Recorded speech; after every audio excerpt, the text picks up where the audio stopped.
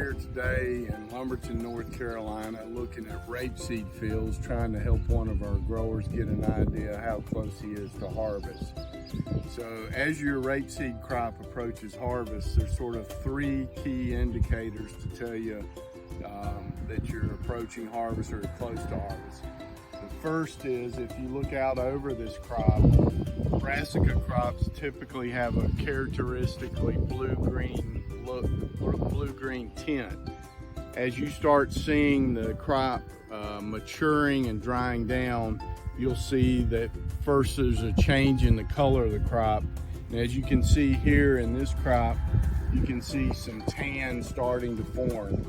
Once that becomes uniform tan, then you go to step 2. So changing the color of the crop is the first step. The second step is you will start checking seed color. And if you look in the cut zone, and I call the cut zone where you'll stick your cutter bar below the lowest pod up to the top of the plant. The pods on the primary or central stem, the lower they are on the stem and closer to the primary stem, those were the first to flower, so they'll also be the first to mature. When the further you go away from the primary stem and the higher up on the plant, those are the last to flower and they'll be the least mature. So if you look at a pod with seed color in it, initially when the seed first forms, it will be a green seed. And then from green it goes to a tan, and then to a brown, and then to a black. So a black seed is a fully mature seed that is filled with oil. So what you're looking for in step 2 is in this cut zone, you want to see black or brown seeds in the bottom 2/3, and then in the top third, any color but green.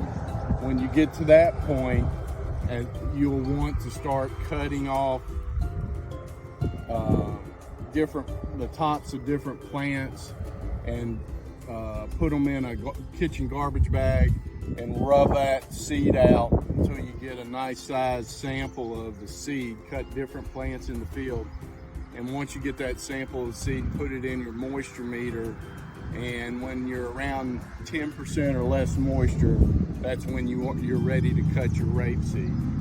And looking at this crop, I wanted to point out a few things that we've seen today. On the lighter parts of the field, where it's sandier soil and the plant wasn't able to take up as much nutrient because the root systems are very shallow. Now compare that and look at the size of the stem. Compare that to this plant where the stem's much bigger and it's formed a much bigger root zone. These are better type plants because having a root zone like this, the plant has a better chance of taking up the nutrient and using it. It's a bigger root zone. And these are sort of sandier soils in Lumberton, and a lot of that nutrient can easily leach down below the root zone before the plant can take it up. So the key here is to try and get your fertilizer out and get a good root zone built on this crop. It might involve split or multiple applications of your nitrogen to build that root zone before you put on the bulk of your fertilizer.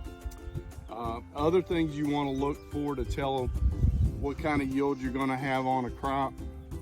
You know, some of the first things we look for is at the tops of the plants, have they filled out pod sets? So you can see here on this one, it sort of stopped producing pods.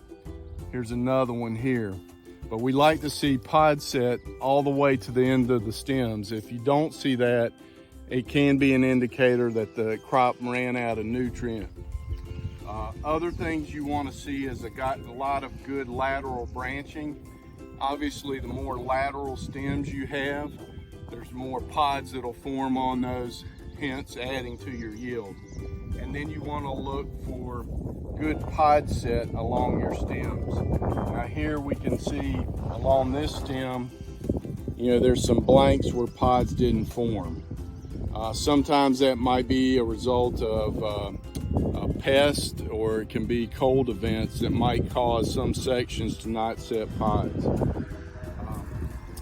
But I'd say overall this looks like a average to maybe slightly below average crop.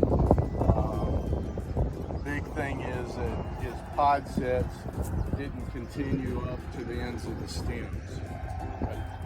Thank you for your time. This has been Jeff Riddle with In the Field.